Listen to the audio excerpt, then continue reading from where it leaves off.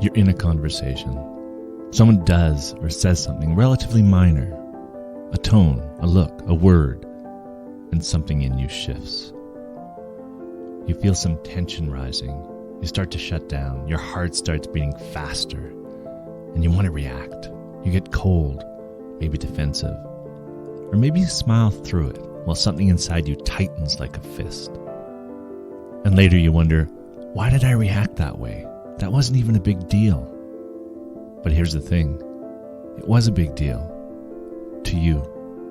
Not because of what happened in that moment, but because of something much older, something unhealed, something buried.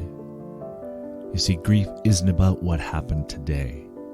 It's about what happened yesterday, last week, last year, even decades ago.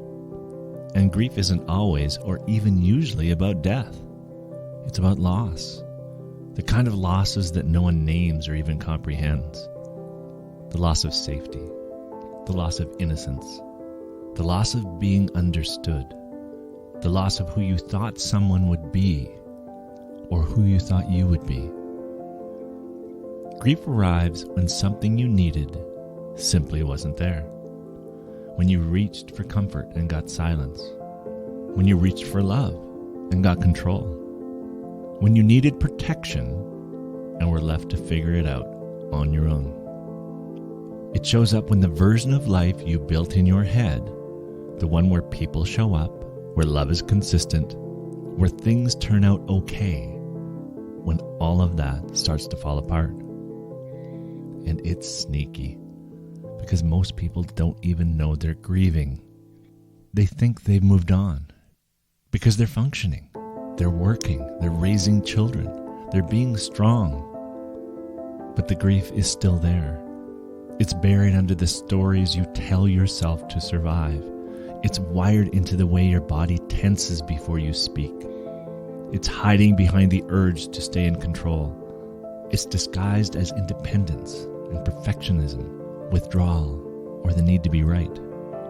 Or maybe it's presenting as anger or lack of trust or the unwillingness to forgive. Unresolved grief doesn't just fade, it mutates. It becomes our default setting, and we don't even realize that we're living a life built around avoiding the next loss. We don't understand that grief lives in our bodies. It's in our cells. It's wired into us from childhood. It's built right into our nervous system, at least until we can recognize and heal it. You didn't sit down one day and decide, this is my story. But your body did. Your unconscious mind did. It said, I will never be hurt like this again. And so you began to protect yourself. You stopped trusting. You stopped asking. You stopped feeling. You told yourself, I'll be my own protector. I don't need anyone. I'll give myself what no one ever gave me. And that worked for a while, until it didn't. Till you found yourself craving connection, but fearing closeness. Wanting love, but not being able to open up to it. Longing for peace, but living with anxiety and tension all the time. That's what unresolved grief does. It silences the part of you that once reached out for love and didn't get it. It shuts down the most open, trusting, vulnerable part of you, the part that felt everything, and buries it beneath layers of protection.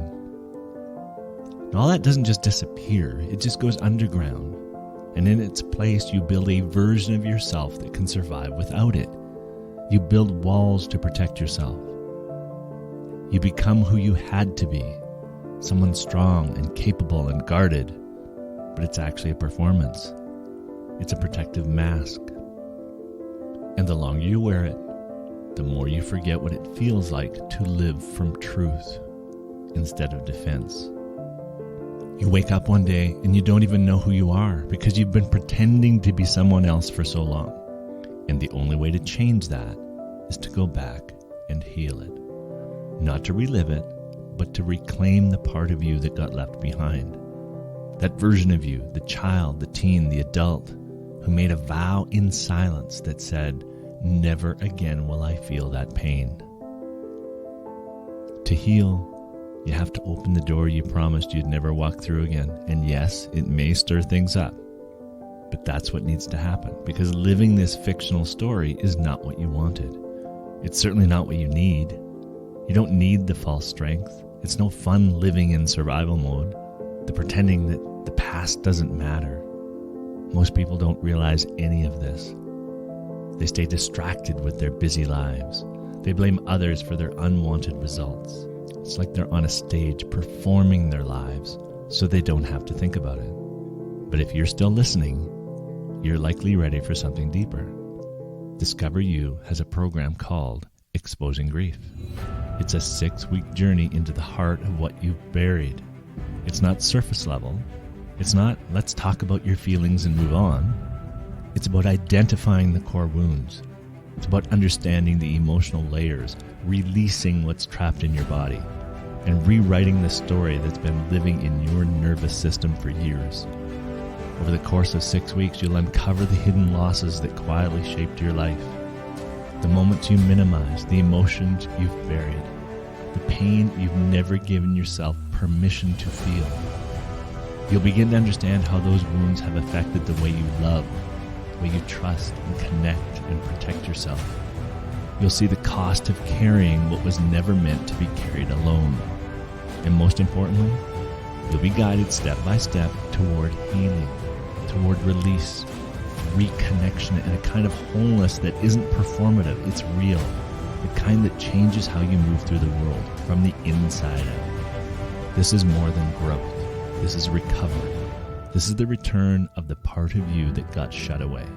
So if you're ready to understand, to heal, to transform your life, join us for Exposing Grief. Let's do the real work. Let's do it together.